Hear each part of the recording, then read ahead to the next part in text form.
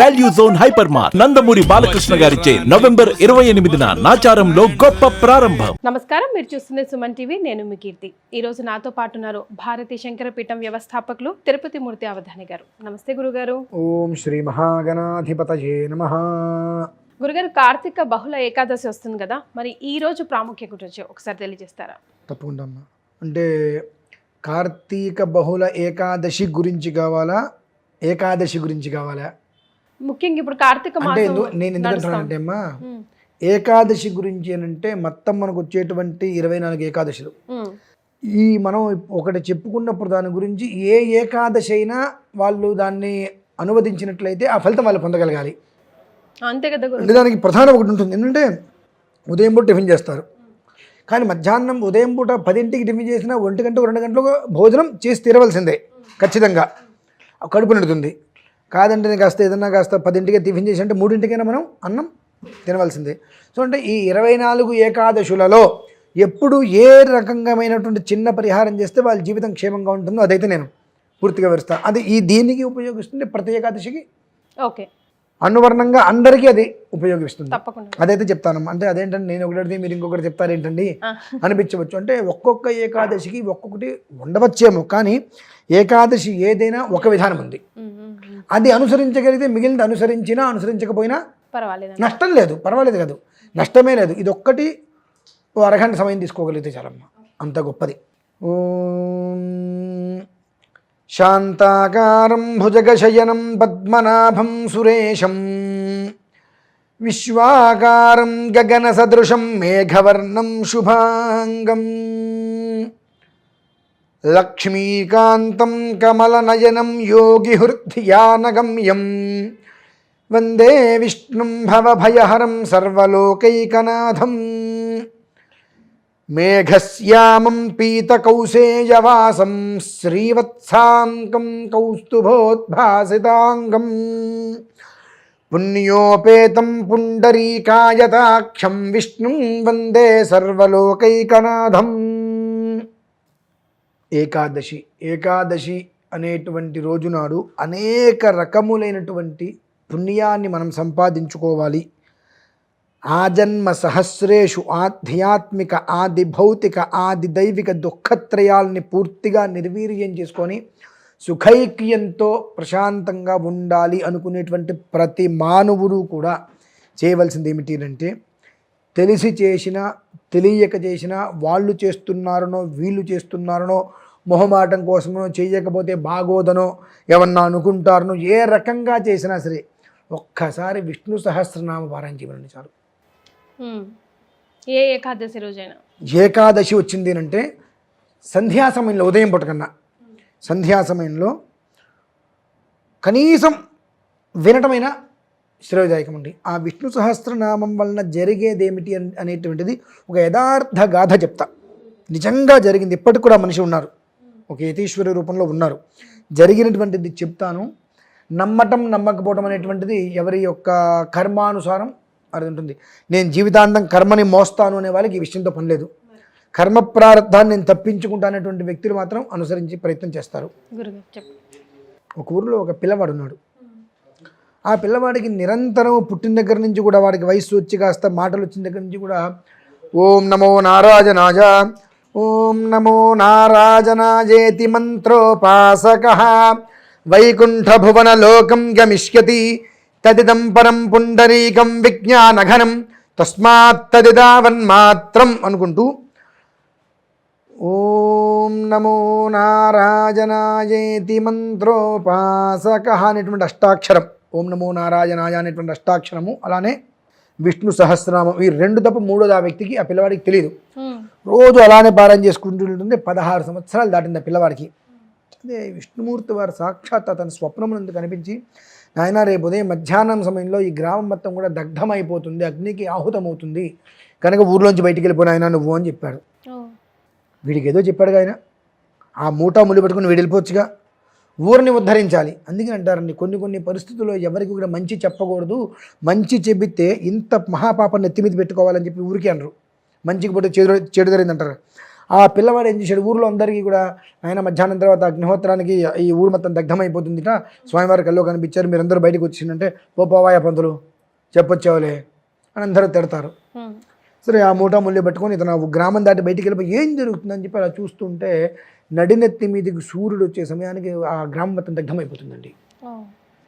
అంటే ఏమిటంటే ఆ విష్ణు సహస్రనామం అలానే ఓం నమో నారాయణాయ ఈ నారాయణ ఉపనిషత్తులో ఉంటుందండి. ఇందాక మీరు ఓంకారం గురించి అన్నారు కదా, ఆ ఓంకారం అనేటువంటిది 3 అక్షరాలు ఎలా ఉంటాయి అనేటువంటిది ఓమిత్యగ్రే వ్యాహరేతు నమ ఇతి పశ్చాతు నారాయణాయేత్యుపరిష్టాతు నమ ఇతి 2 అక్షరే ఓమిత్యేకాక్షరం నమ ఇతి 2 అక్షరే నారాయణాయేతి 5 అక్షరాణి ఏతద్వై నారాజనస్యాష్టాక్షరం పదం యోహ వై నారాజనస్యాష్టాక్షరం పదమధ్యేతి అనబభ్రవ సర్వమాజురేతి విందతే ప్రాజాపత్యం రాజస్పోషం గౌపత్యం తతో మృతత్వమశ్నుతే తతో మృతత్వమశ్నుత ఇది అన్నప్పుడు ఈ ఓంకార శబ్దానికి ఎంత అద్భుతమైనటువంటి నిర్వచన.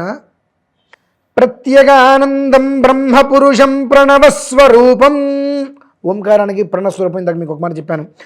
ఆ ప్రత్యేగానందం ఈ యొక్క భూమి మీద ఒకే ఒక్క బీజాక్షరం ఆనందాన్ని అందించేటువంటిది ప్రత్యేక పరాకాశం, భూమండలం మొత్తం కూడా ఎక్కడా లేదు సమస్తమైన ఆనందాన్ని మనకు అందించేటువంటిది ఓంకారం.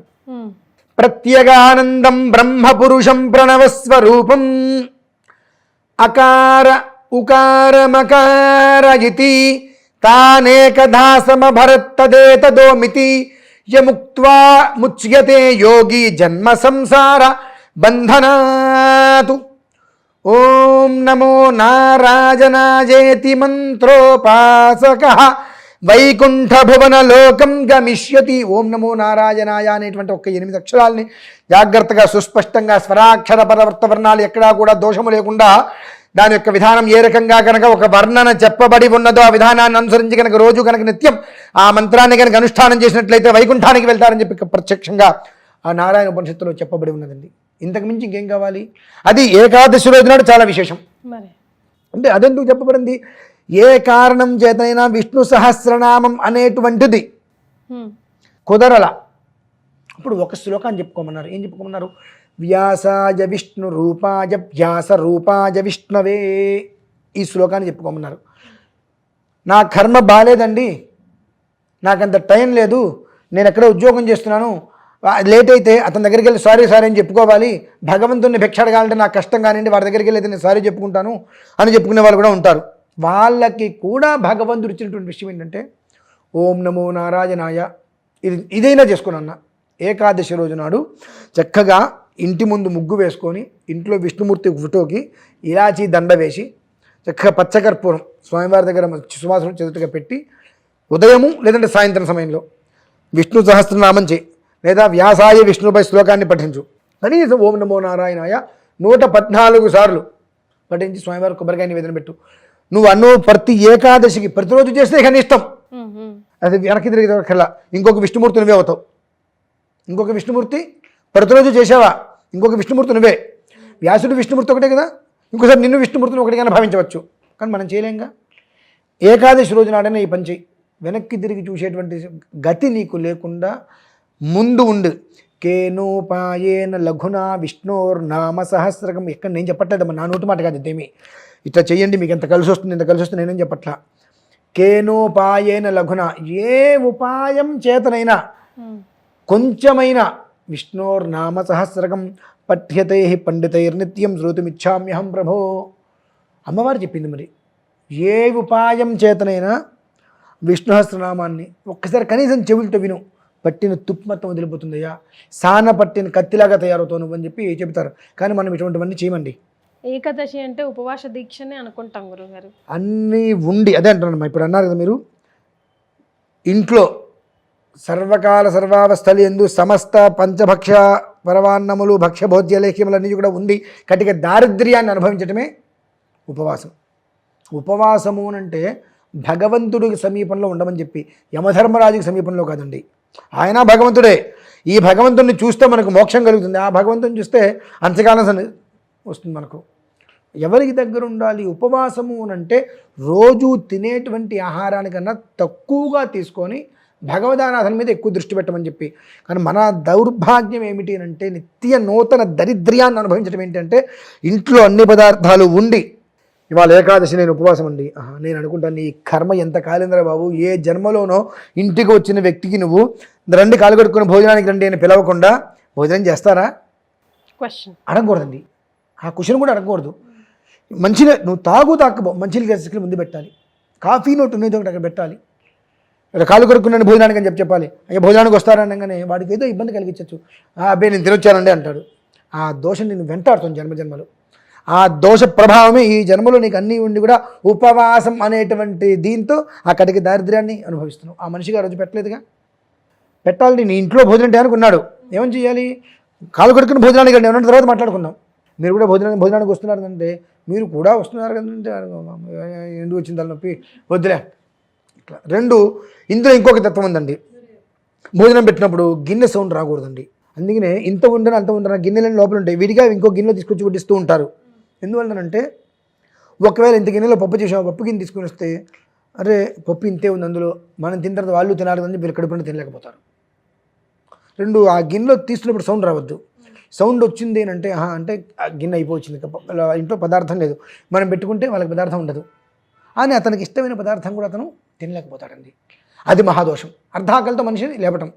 ఇటువంటివి జరిగినప్పుడు ఈ యొక్క దారిద్ర్యాన్ని అనుభవిస్తారండి. కాబట్టి ఈ ఉపవాసాలు ఇవన్నీ కూడా చేత కాని వాళ్ళు, ఏమీ తెలియని వాళ్ళు, ఏం చెయ్యాలో అర్థం కాని వాళ్ళు ఏదో ఒకటి చేయాలి. ఉపవాస దీక్ష.